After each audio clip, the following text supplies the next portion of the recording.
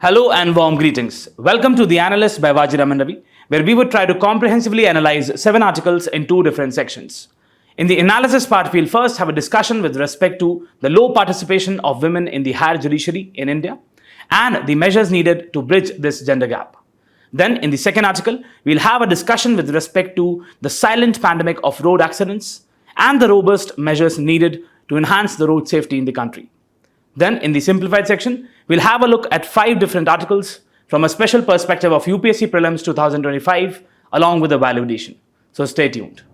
Coming to the very first topic of the day, this is with respect to bridging the gender gap in judiciary. So what we have seen over the years is that definitely there has been an enhancement in the overall participation of women in the subject of law, specifically when we talk about the judicial aspect. But there is one particular domain, one particular area which still has low participation of women, and that is the higher judiciary. And it has significant implications. So what we'll do today is we'll first look at the quantum of participation, the number, and then we'll have a discussion on the kind of reasons which are responsible for the low participation of women in the judiciary. And then we'll look at the kind of way forward which is needed to enhance the overall participation of women, be it the lower judiciary or the high courts or the Supreme Court, right? Now, this is really a very important topic, especially from the perspective of UPSC, and this forms a part of GS1, role of women, and GS2, judiciary and vulnerable sections. Now, if I look at the overall participation of women in different tiers of judiciary, be it the subordinate judiciary, the high courts or the Supreme Court, the overall participation remains quite low. If you just look at this particular data, which is given by the Vidhi Center for Legal Affairs, the data is from 2019, and just look at this particular aspect. In the Supreme Court, the participation of women judges was just 9%. In the high courts, it was just 11%. And in the lower courts, it was 27%, right? So the overall participation remains quite low. And again, I'm stressing this data is from 2019 onwards. Now, again, if I look at the women lawyers in the country, still they constitute quite low percentage of the overall lawyers. So if I were to give you a data, out of the total registered advocates in the country, that is almost 1.7 million, which amounts to almost 17 lakhs, only 15% are women lawyers. Next aspect is lower judiciary. Now see, over here I told you that the data is 27%. According to the Supreme Court, as of 2023, the data stands to be almost 36.3%. Now, in comparison to the high courts and the Supreme Court, this is a much better picture. Now, you would say why? See, primarily the reason is that the entry of women in the subordinate judiciary is primarily through a proper recruitment exam, right? Examination takes place, and therefore you have the good number of participants in the lower judiciary. But that is not the case with the high courts and the Supreme Court, because over there you have the collegium system, right? Now, again, if I talk about the higher judiciary, the number is abysmally low.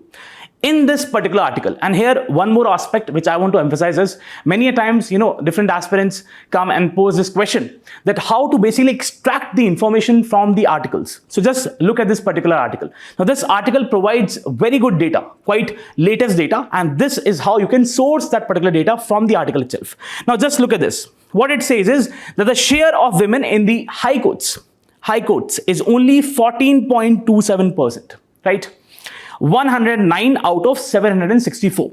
Then in 8 high courts, the number of women judges is limited to just 1. In 8 high courts, you have just 1 single women judge. Then in the high courts of Uttarakhand, Meghalaya and Tripura, there are no women judges, right? Next aspect, it's talking about the Allahabad High Court, the largest high court in the country with 79 judges. It only has 3 women judges, right?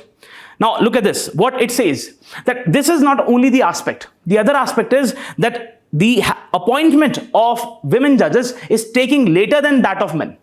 Means what? That the average age of men, the judges who are appointed, is 51.8 years, and the average age for women is 53 years. Now this has effect on the promotional aspect, right? Because you are actually having these women at a later age.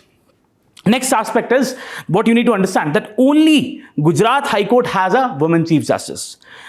Next aspect which this particular article is talking about, the representation in the Supreme Court. So in the Supreme Court, what it says is that we have only 2 women judges, that is Justice B.V. Nagaratna and Justice Bela Trivedi. The last woman judge was appointed in 2021. Since then, 28 judges have been appointed to the Supreme Court, and not a single of them has been women. Right. Over the last 75 years, the Supreme Court has elevated 9 men from the bar. Right. From the bar, there have been the judges coming and then joining the benches. But only 1 woman has been elevated directly from the bar. So this is the kind of situation. It's quite an abysmal situation. Now, let's look at the reasons which are responsible for this gender gap in judiciary. The very first is deep-rooted and systemic inequality, which this article also talks about. Now, what you need to understand is that this aspect of deep-rooted systematic inequality, it was also talked about by Dr. Ambedkar in various realms. What do we mean by this? So we had Justice Hema Kohli. She said that there is an unconscious bias in the minds of people in the courtrooms, and therefore that is particularly responsible for the low participation of women judges in the administrative duties. That is because of this unconscious bias against the women. They are not participating with respect to their administrative duties in the courts, right? There are ingrained patriarchal mindsets which basically stop women from having greater or important roles in the court, right? Again, the next aspect is hostile environment within the courtrooms. This is nothing but an extension of the first argument. That in the courtrooms, what we generally see is that there is a sense of disrespect towards the women. And that what leads to is that it silences their opinion, the opinion of the women judges, right? Or in fact, including the women lawyers. That is one of the aspects. There are also serious cases of harassments. Next is entry-level barriers. See, some of the judicial rules, the service rules, they basically mandate that there has to be a continuous period of practice. But see, women have their own obligations. Obligations in the sense of marriage, then childcare, then childbearing. And because of that, they're unable to have this continuous stretch of practice. And this basically acts as a barrier, right? So this is a very important factor for their low participation in the judiciary. And this has disproportionate impact on their overall profession, on their overall career. Next is absence of maternity benefits or financial support. See, what we are trying to say is that in the legal profession, there is quite an absence of the maternity benefits or any kind of, be it a stipend or something like that. Because see, if a woman is not getting a maternity benefit or a financial support, she'll not be in a condition to manage her familial obligations, right? So again, what it makes is that the woman is actually forced to take sides between her professional commitment or her familial obligations, right? So this is what leads to significant drop-off from these services. Lack of supportive infrastructure. I'm not talking about some of the very highly technical services. I'm just talking about the basic amenities. They are not available. Be it toilet, be it water facilities, be it, let's talk about the sanitary facilities or the waste disposal facilities. They are not available. According to the Vidhi Center for Legal Policy data of 2019, what it says that almost 100 district courts in the country, they do not have separate washrooms for women. I'm just repeating it. Almost 100 district courts in the country, they do not have separate washrooms for women. And let alone the lawyers, we are not talking about lawyers. Even in some of the high courts in the country, even the women judges, they don't have adequate facility for the toilets or the washrooms. Next is lack of family-friendly amenities. See, what is really important is that there has to be, you have to consider, you need to have that female perspective while you are having policies. But the reality is that even in these courtrooms, even in the courts around the countries, we don't have these feeding rooms or the creche, which is really important. Just imagine the condition of a mother, right, of a very small child. How would she be able to just balance her obligations toward the childcare and her professional commitment, right? So this is one of the aspects. Next is opaque collegium system. And we have been discussing this for so long, that the collegium system is quite opaque. There are no specific eligibility criteria which are prescribed by the collegium. And the whole process is quite non-transparent, right? And even this particular article, just look at this. The collegium, what the author in the article says, the collegium almost comprise of men, and little or no effort is taken to the names of meritorious women lawyers for their elevation as judges. Even when the names of the women are recommended by the collegium, they are disproportionately not confirmed by the government. So it is not just the judiciary which is responsible. It is also the government, right? Since 2020, 9 women names were recommended, and again understand what the author is saying, that 5 of these names were rejected, right? So this is the condition. So what we need to focus upon is making the whole system more transparent. Next is no women reservation. See, what we have seen is, again understand, first of all, that we have quite a low participation when we talk about the lower judiciary. But still, in comparison to the higher judiciary, it still fares better. For example, we have almost 36%, almost 1/3. This is primarily because of 2 reasons. One reason I already gave you, that we have the process of entries through a recruitment examination. The second is that there is the reservation for women in the lower judiciary, right? Now, just understand that if we have this much candidates, and out of this, we have this much as the women judges. And now, when we are talking about ultimately their selection to the higher judiciary, this creates a funnel effect. Funnel effect, right? Why? Because again, understand, if we have the low proportion of women in the lower judiciary, obviously even lower percentage would then get elevated to the higher judiciary. This is the particular issue. This is what we call as the funnel effect, right? Now, some states have the reservation, right? Again, it has improved. The participation has improved because of the reservation. But in higher judiciary, we don't see anything of that sort, what we call as the reservation aspect, right? Now, what is the significance of higher representation of women in judiciary? What would happen if we have an equitable participation of women in the higher judiciary? The very first is increased willingness of women to seek justice. Just imagine, this is something which is based on observation, that if you will have more women faces in the courts, definitely more number of women would be inclined to seek justice, because consciously or subconsciously, they will have this thing in mind that yes, I would have someone and who can basically understand my feelings or emotions or my concerns, right, in a better manner, right? So that is what the increased willingness of the women to seek justice would lead to. Next aspect is brings in alternative and inclusive perspectives.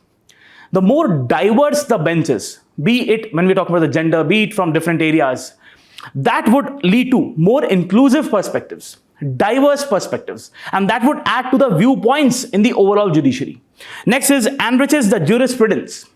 That is, the judicial reasoning would improve. Once you will have more number of people, they would then deliberate more, come to the ends with proper consensus, and then that can also usher in social revolution, right? So this is quite important. Now, what should be the way forward to bridge this gender gap? The very first is there is a need for institutional, social and behavioral change. We can specify, we can focus upon the need of infrastructure and other things. But the very important thing, as also highlighted by Dr. Ambedkar, is that we need to change our social attitudes. We need to change this behavioral mindset that, women are sort of less capable or something like that. We need to think that, in fact, in some cases, women have given very good judgments, much better than their male counterparts. So we need to have this kind of mindsets where we basically give an equal platform to women and men, right? So this is really needed, and this would foster in inclusivity in the judicial sense, in the judicial participation. Next is gender diversity as a factor in addition to the others. See, please understand that we have the collegium, I already told you, which decides the participation, the elevation of judges in the higher judiciary. Now, the collegium considers few factors. The collegium is considering factors like, diversity in the form of castes or religion. It is also considering that there should be adequate participation from different states. One factor which can be added is the gender diversity. It should also look into this gender aspect, right?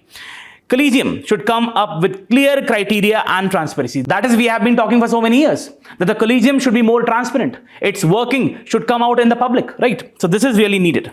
Next is that we can also explore this idea of reservation, which is applicable in some of the states in the subordinate judiciary, but this can be extended to the higher judiciary as well. Next is supportive infrastructure and programs and policies. We should focus upon infrastructure development. Let's say you have the building committees for different high courts. They should include more women advocates, more women judges, so that their perspective can be included while you are constructing any particular aspect. And this is something which is very much needed. These are the basic amenities. These sanitary facilities or waste disposal facilities or separate toilets for women. This is something which is a basic amenity, right? Next aspect is that we need to come up with those policies and programs which are supportive. For example, we can have creche facilities. For example, we can have more flexible working hours, right? So this is really needed. Enhance participation. Again, one of the ways through which the women can be elevated or the people can be elevated in general to the benches is through the bars. So what is needed is that we need to have adequate participation of women in the bars. What I just told you about the funnel effect, right? So there has to be greater participation of women in the bars so that ultimately more number of women transcend to the roles of the women judges.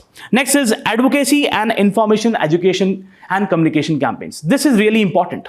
There has to be a sort of a revolution. And this was, in fact, talked about former Chief Justice of India, D.Y. Chandrachud, where he said that there has to be the civil society organizations talking about the enhanced participation of women in the judiciary. Or we can have the IEC campaigns. That is, this should be made a part of the education curriculum. People should know about this, or in different legal institutes around the country, right? Which are the law institutes around the country. This is the aspect where conferences should be held, right? Or seminars should be held. So again, what we are saying is definitely we have seen an enhanced participation of women, but this points, the low participation specifically in the higher judiciary, points to a systemic issue which needs to be resolved, right? And through these ways and means, definitely we can have a scenario where you have more women judges and more perspectives are added and judicial reasoning is also increased. So this is what you need to know with respect to this article. Let's have a practice question. The question says, despite the constitutional guarantees of equality, women's representation in the Indian judiciary remains disproportionately low. Analyze the key barriers to gender diversity in the judiciary and suggest measures to ensure greater inclusion of women at all levels of judicial system. Do write a particular answer on this question, 15 marks, 50 words. And also, as I told you in the beginning, that this is one of the very important topics, right? Just look at this. We had a question in 2021 related to this particular aspect. Discuss the desirability of greater representation of women in the higher judiciary to ensure diversity, equity, and inclusiveness. Answer in 150 words, 10 marks. So you can see this topic is quite important. And again, if you're really liking the initiative, do not forget to press the like button and let us know through your comments so that we can continue to provide you the enriched content. Let's go to the next topic. Now coming to the next article, this is with respect to road safety in India. See, what we have seen, especially after 1998, is that India has witnessed tremendous growth in the expansion of the road networks. But there is a dark side to it. That is, we have also witnessed the increasing instances of road accidents, which in many cases have led to the compromise of life, especially the young ones. And therefore, this is a particular issue which has great socio-economic consequences, health consequences. And therefore, what we say is that the road safety is a public health issue, a very important topic for your mains. Now, understand, today what we'll do is we'll first look at the numbers, the quantum of this problem. We'll look at the reasons which are responsible for the accidents in the country, the government initiatives, and what are the way forwards which are needed. This is a part of GS2 health and GS3 infrastructure. Now, if I go with the numbers provided in this particular article, it says that every year globally, almost 12 lakh people die because of road accidents. And in India, which is the data provided by the Ministry of Road Transport and Highways, according to the data provided, says that in the year 2023, almost 1,72,890 people, they succumbed. They died because of the road accidents. Now, please understand that this is a conservative estimate. The estimate provided by the government, the data. But in real terms, according to some of the NGOs, what they say is that the real data, it almost tunes to almost 3 lakh deaths per year. What it means is that if 4 people are dying around the world because of the road-related cases, the road accidents, 1 in out of 4 is from India, right? So India shares a huge burden of road accidents around the world. Also, according to a data provided by the IIT Delhi, it says that since 2009 till 2019, road accidents have been the 13th largest contributor to the overall health burden in the country, right? Now, also, if you just look at the different data points which are given here, that the persons who were killed for not wearing helmet in the year 2023, it was almost 54,000. Persons killed for not wearing seat belts, 16,000. Persons killed below the age of 18 years. Look at the number, almost 10,000. Please understand that we have people from the category of 18 to 45 years of age, and they form the age group of almost 67% of people who are dying of the accident related issues in the country, right? So we have this particular age group from 18 to 45, which forms a part of 67% of the overall deaths. And we have people from 18 till 60, who basically form almost 83% of the people who are dying because of road accidents, right? So primarily it is the young people. It is that demographic dividend which is being compromised because of the road accidents, right? Now, what you need to understand is that, see, majority of those people who are actually losing their lives because of the accidents, just look at this. What are the reasons attributable? First is speeding. Then you have reckless driving. These two issues combined, they are primarily responsible for almost 80% of the road accidents death in the country, right? Then look at this very, very important data. What it says is all India distribution of road accidents fatalities by mode of transport. Look at this. Who were the people? Which category of people were the ones who lost their lives? Two-wheelers. Then you have pedestrians, right? Then you have others. For example, we have bicycles, right? What we call them as vulnerable road users, especially from lower socio-economic strata. And they are the ones who lose their lives, right? And it creates a huge burden on their families. So this is the gravity of the situation. Now, what are the causes of high road accidents in the country? The very first is reckless driving and overspeeding. Almost 70 to 75%. Now, this is the data from 23. The real data, the latest data says that almost 70 to 75% for this, that is the accident-related deaths in the country, are attributable to reckless driving and overspeeding. People are not aware. They are just driving at a very high speed. And sometimes what happens, they crash into lorries or in fact, these stationary objects. And ultimately, people succumb. Next is non-compliance with traffic laws. People are not obeying the red lights, right? The signal systems. They are not following the traffic rules. They're over-speeding. They're not wearing the seat belts. So we have a particular survey which says that if you have the front seat, people wearing the seat belts, that can reduce the risk of death by almost 45%. And if you have the rear seat people wearing the seat belts, that can reduce by 25%, right? So people are not wearing the seat belts. People are not using the helmets, right? So this is a very serious concern. Next aspect is, you must have seen that we have these trucks and tractors and lorries who are carrying too much of weight upon them, carrying too much of these boxes and other things, right? So this is the issue of overloading. What happens is that if you have a particular transport object, right, and if that is carrying a lot of things with it beyond the carrying capacity, it leads to the instability in the vehicle and ultimately leads to accident. Next is infrastructure deficiencies. What we have is the absence of signages. Signages are not clearly visible on the road. Then what we have is poorly marked lanes. Lanes are not clearly marked.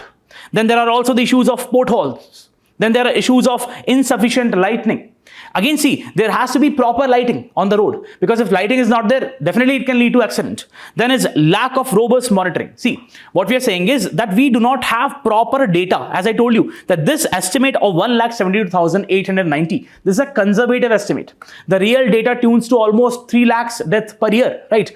Because we are having this data on the basis of surveys, we are not having a robust monitoring data with respect to the reasons which are responsible for the accidents, or the quantum or the number of people who are actually having serious injuries or who are actually dying, right? So there is absence of that. And because of that, we do not have adequate, robust policy making. Next is vehicle related issues. The vehicles which are being used in the country, they are overaged. They're not fit. They're obsolete.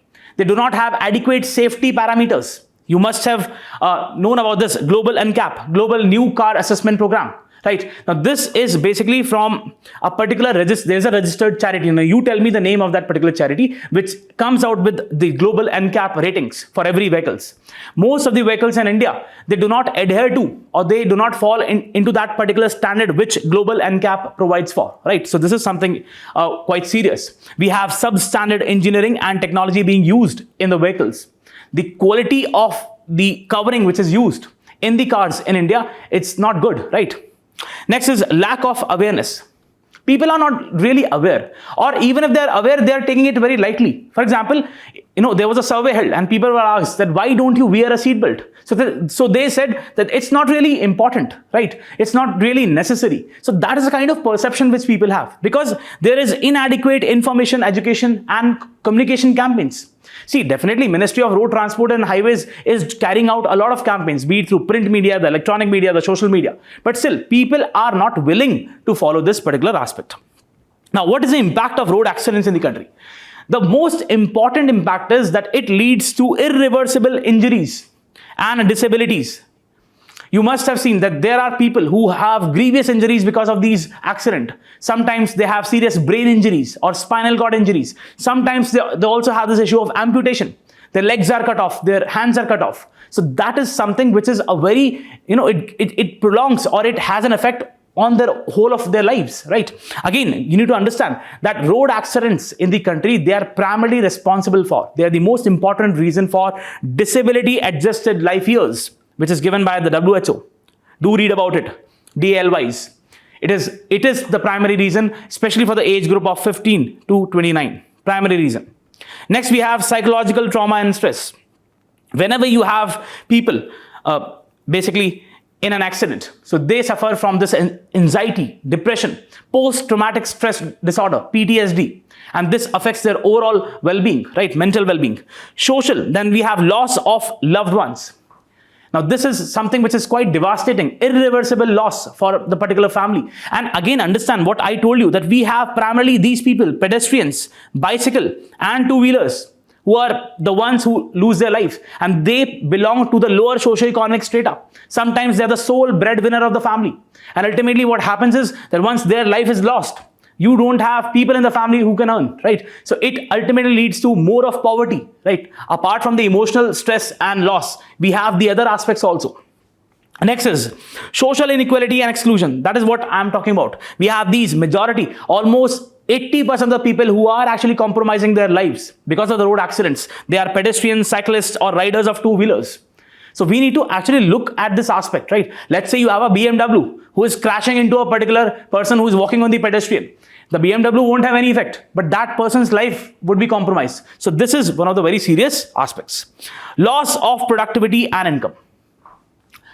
Just imagine that if you have a particular person who is suffering, who met with a particular accident, road accident, and gets a fracture, definitely that person won't be able to go for his or her work, and that would compromise his economic potential, right? And again, as per the data, what the data says is that this particular aspect of road accidents is responsible for 5 to 7% of the loss in the overall GDP of the country.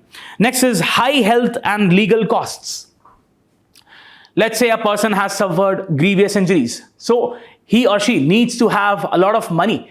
A lot of money would be used for the medical expenses, for the insurance aspect. So we have a lot of expenses, both for the private, the individual, the public sources. So this is something which is quite serious. Now, just look at this. According to the data given by Ministry of Road Transport and Highways, so it says the socio-economic cost with respect to a person dying in a particular accident is almost 91 lakhs.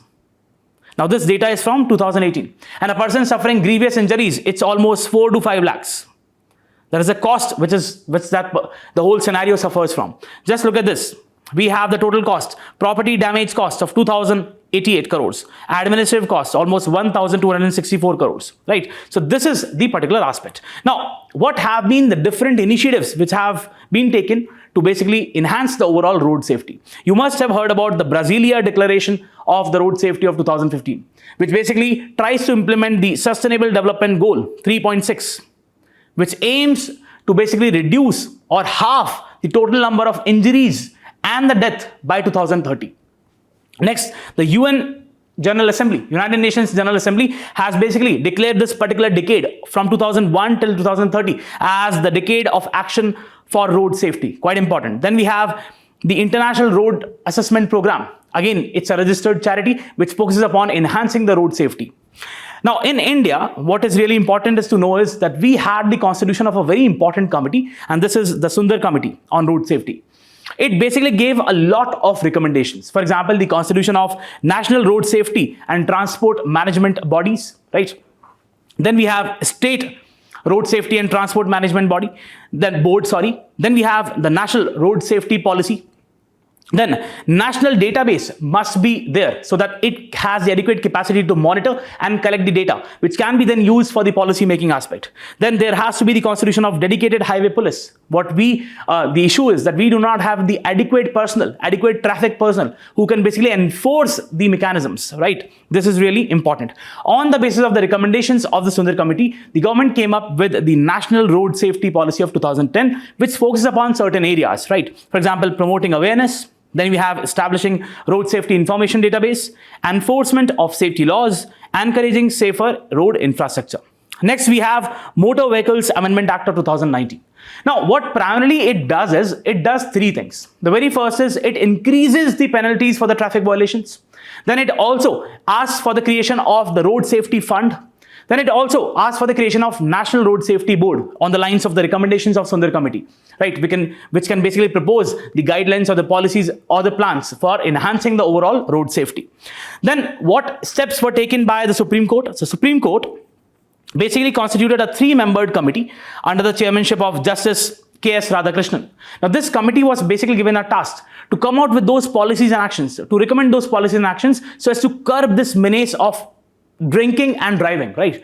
So this is one of the aspects, because almost 2.8% of the deaths, accident-related deaths in the country are related to the influence of drinks, right? Or influence of other drugs. So this is because ultimately what happens is, if you have a person who is drinking or if you have a person who is consuming some drugs, then what happens? It impairs the judgment. It impairs the coordination abilities of that particular person. So this is the issue.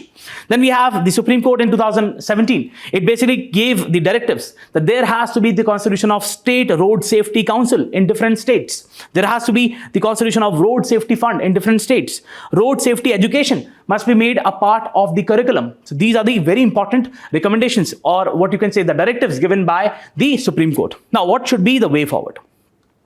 The very first is that we should focus upon safe driving techniques. That is, we should abide by these traffic rules and regulations. Very important. These rules need to be adhered to. And we need to focus upon the vehicle maintenance. We should discard, or the government should come up with policies where it says that these vehicles which are not following these standards, they should not be used. They should not be on the roads, right? So vehicle maintenance is a very important part. Next, there has to be the strict awareness and strict enforcement. For the awareness, already Ministry of Road Transport and Highways is doing a lot through various means. But again, what we need to focus upon is strict enforcement. We have different state governments. They should recruit more personnel when we talk about the traffic police, so that they are in a better position. They have a better resource to enforce the directives, right? To enforce different rules and regulations. Then there is this aspect of safety audits. Safety audit, road safety audit should be made an integral part of the overall planning process. Let's say you are coming up with a particular road, the planning of a road, right? The construction of a road. So road safety audit must be made an integral part of it, which already has been done in many instances. Infrastructure improvement must be done. There has to be proper signages. The lighting system should be good on the roads, right? There have to be proper marked lanes, so that, see, again, these are the issues which ultimately there has to be the removal of the, these dead spots, which are primarily responsible for the accidents in the country. Because if we invest in these aspects, definitely the number of road accidents would reduce. Then improved vehicle safety. We should focus upon the standards which are prescribed in, for example, the European Union. Why we cannot do so? Because ultimately, see, it is about the life of the people, right? So these vehicle manufacturers should adhere to the guidelines which are actually we have in countries in European Union. Next is national database and technology integration. What we talk about is Intelligent Transport Management System, ITMS. That should be made an integral part of the overall process, which includes different technology, be it artificial intelligence, be it the automation, right? So that we have proper data with us. And on the basis of that data, we can come up with new policies and actions. Then emergency care services, they should be made more robust. You must have heard about the golden hour, right? The very first hour after the accident occurs. If in that period we give the adequate care to that person, then the life can be saved, right? So this aspect has to be catered to, where we can come up with different emergency centers on the highways, right? So again, see, definitely India has made a lot of strides when we talk about the expansion of road networks, but we are one of the centers in the world where we are witnessing the highest number of road deaths, right? So this is something which is not obviously fine with the whole scenario of the road infrastructure, and we should come up with these policies, or in fact we can include the directives which are given by the Supreme Court, right, so that we can have a more safe road, right? And we need to enforce strict guidelines. For example, drinking while driving or even other things, they should be completely prohibited, right? And strict penalties must be imposed. Let's have a mains practice question. The question says, despite various legislative measures and awareness campaigns, road accidents continue to be a major cause of fatalities in India. Identify the key factors contributing to the road accidents and suggest a multi-pronged strategy to enhance the road safety in India. 15 marks, 250 words. Do write a particular answer on this question. So coming to the simplified section, we have the first topic, which is India's 58th Tiger Reserve, the latest Tiger Reserve which is now added, which is the Madhav National Park in Madhya Pradesh. Now this topic becomes really important from the prelims perspective because it has a mentioning of some of the very important terms. For example, we have the National Tiger Conservation Authority. Then we'll also talk about Project Tiger. We'll also talk about the CATS standards. We'll also talk about the conservation status of tiger. And then finally, we'll also talk about a particular alliance, International Big Cat Alliance. Without a further ado, let's go through this. So the center has declared the Madhav National Park in Madhya Pradesh as country's 58th, the latest Tiger Reserve. The newly added Tiger Reserve is also the 9th from the state to get the recognition, 9th in Madhya Pradesh. Located in Shivpuri district. Please just have an attention towards these particular aspects because these are the areas which UPSC exploits, right? In the Chambal region of Madhya Pradesh, the reserve has a population of 5 tigers at present. 3 tigers, including 2 females, were introduced in Madhav National Park in 2023 as a part of reintroduction project in the state.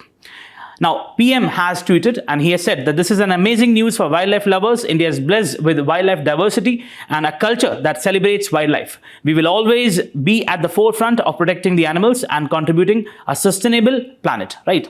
Now, see, first of all, what is a particular tiger reserve, right? So if I were to define it, it's basically a particular designated area which is established under the Project Tiger initiative to ensure the conservation of tigers and their habitats. Now again, what you need to understand is that this is a part of the government's effort to protect the overall population and basically their conservation status.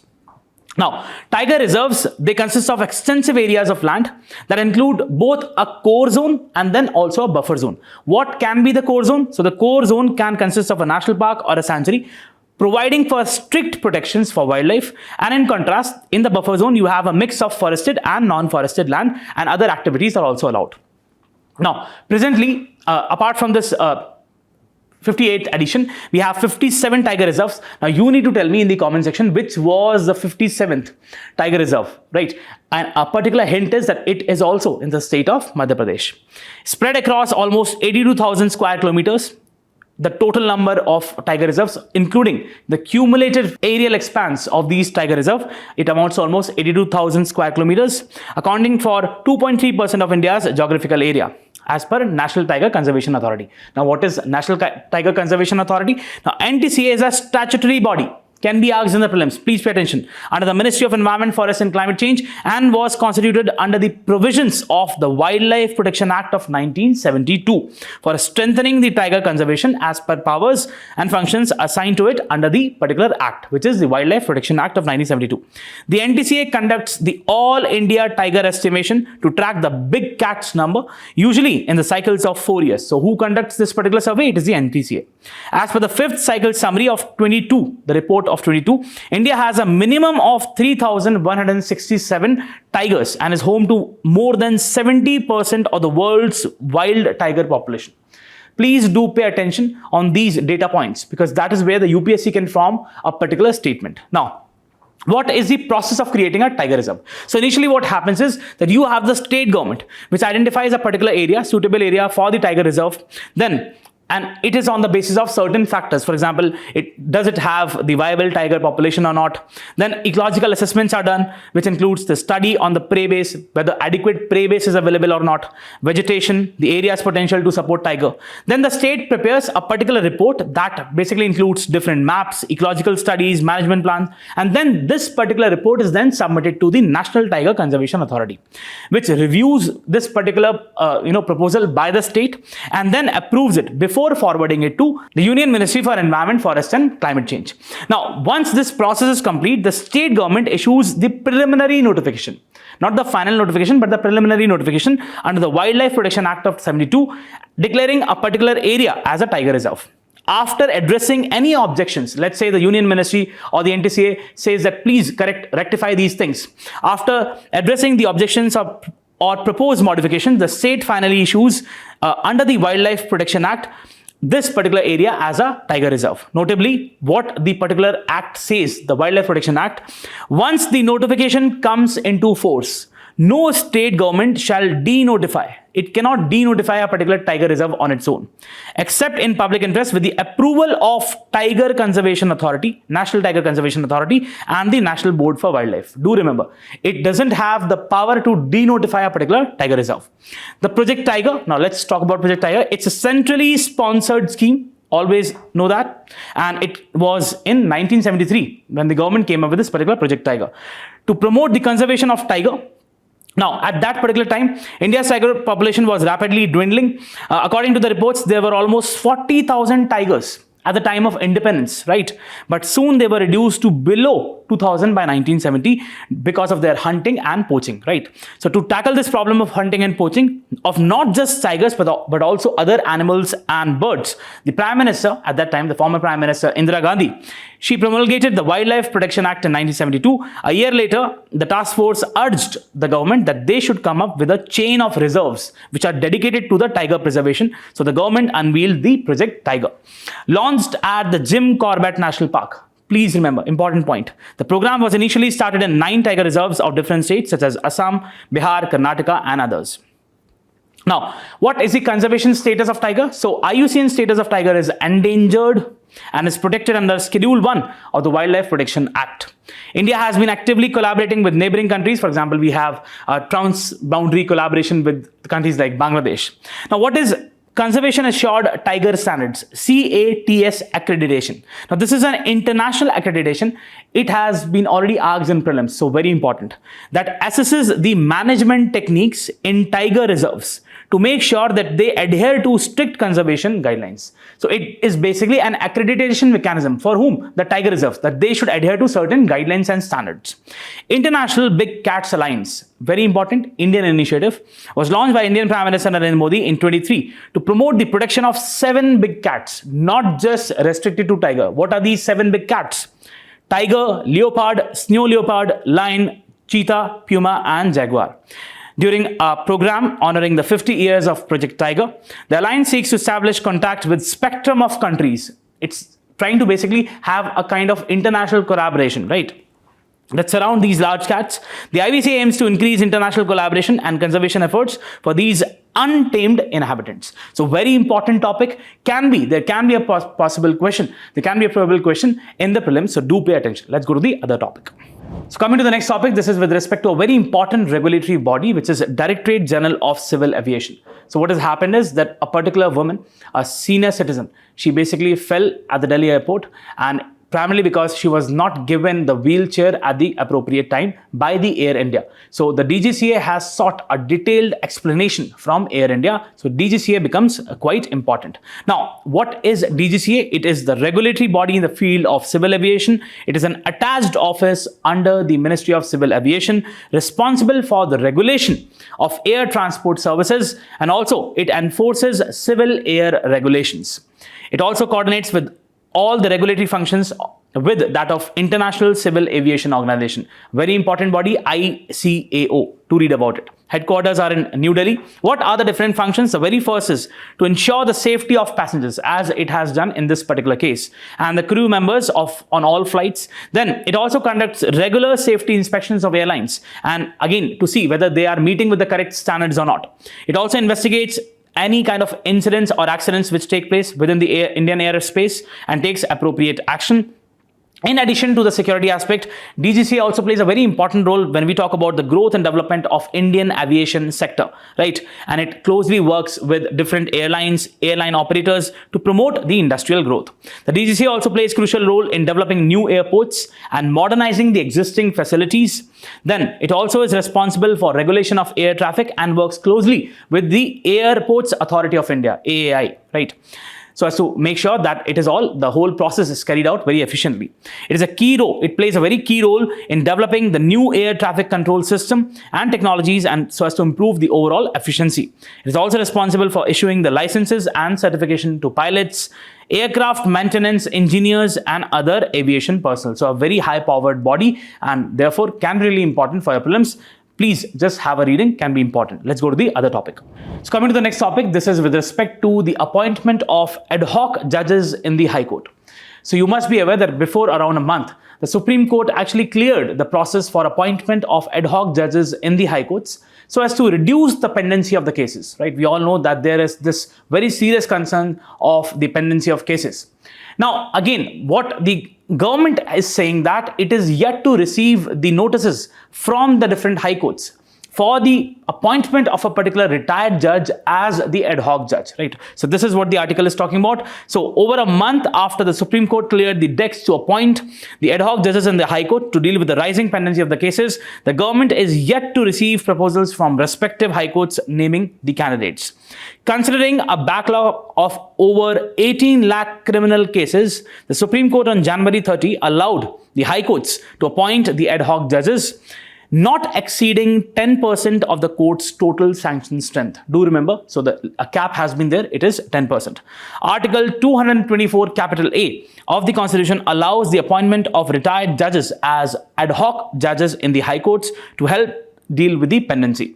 The procedure for the appointing ad hoc judges follows similar path as regular judges, except the president does not sign a warrant of appointment but gives assent. Each high court should keep what is a benchmark, or what is the cap which is placed. Each high court should keep the appointment to 2 to 5 ad hoc judges and not exceeding 10% of the total sanctioned strength. Article 224A of the Constitution deals with the appointment of ad hoc judges in the High Court. Let's talk about this. So we have Article 224A, which talks about the appointment of retired judges at sittings of the High Court. And it very clearly says, verbatim, the Chief Justice of a High Court for any state may at any time, with the previous consent of the President, request any person who has held office of a judge in that court or any other High Court to sit and act as judge of the High Court for the state. Such appointees are entitled to allowances as determined by the President order and all the jurisdiction, powers and privileges of judge of the High Court. However, they cannot be deemed as such, right? This is one of the very important points here. Further, both the retired judge and the President of India are required to consent to the appointment. So what is the procedure which governs this? So we have the detailed procedure can be found in 1998 Memorandum of Procedure for the appointment of High Court judges.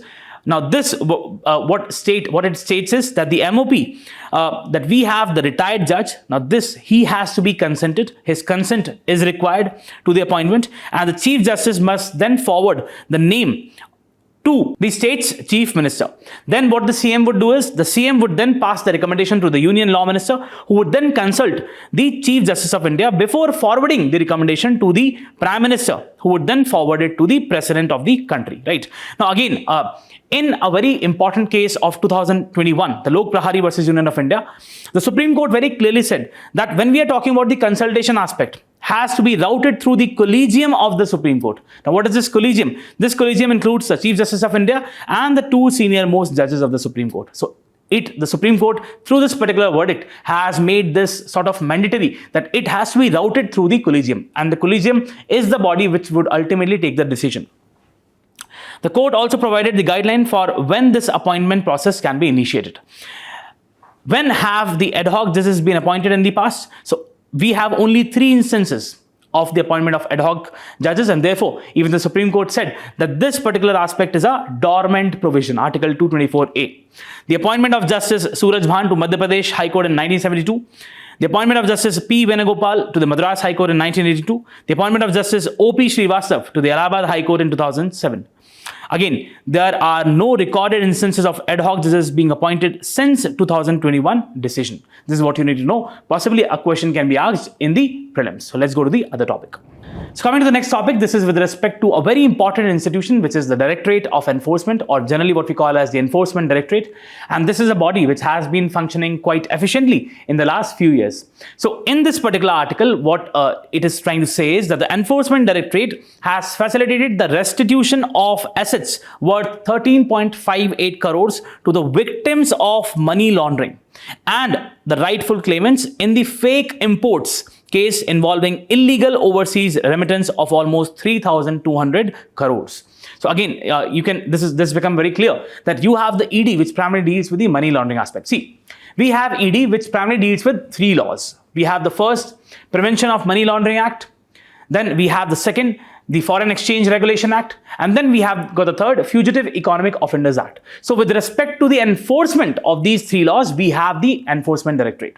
Initially, it was a part of different ministry, but right now it comes under the jurisdiction of Department of Revenue, Finance Ministry. Very important body. There can be a possible question with respect to the overall functions, the mandate, and the laws which this particular body actually enforces. So we have the Directorate of Enforcement. It's a multidisciplinary organization mandated with the investigation of economic crimes and violations of foreign exchange laws. The origin of this directorate goes back to 1956 when an enforcement unit was formed in the Department of Economic Affairs. So initially it was in Department of Economic Affairs, then also for a certain period of time it was in Department of Personnel and Training, but ultimately it went to the Department of Revenue. For handling the exchange control laws under the violations of FERA, it was Foreign Exchange Regulation Act, which was then replaced by Foreign Exchange Management Act. In the year 1957, the unit was renamed as Enforcement Directorate. As I told you, it basically enforces these three laws: Foreign Exchange Management Act, Prevention of Money Laundering Act, and Fugitive Economic Offenders Act.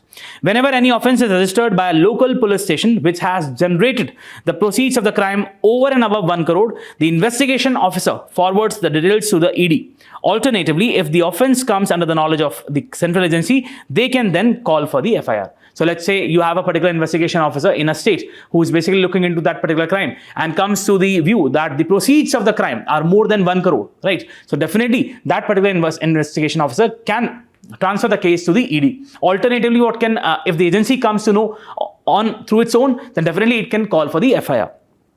In 1960, the administrative control of the Directorate was transferred from Department of Economic Affairs to Department of Revenue. For a short period of 4 years, the Directorate remained under the administrative control of the jurisdiction of Department of Personnel and Training. Presently, the Directorate is under the administrative control of Department of Revenue, Ministry of Finance, Government of India.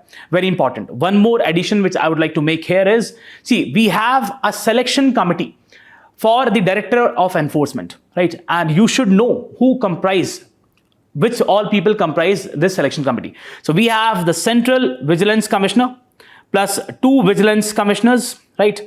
Plus the Secretary of the Department of Home Affairs.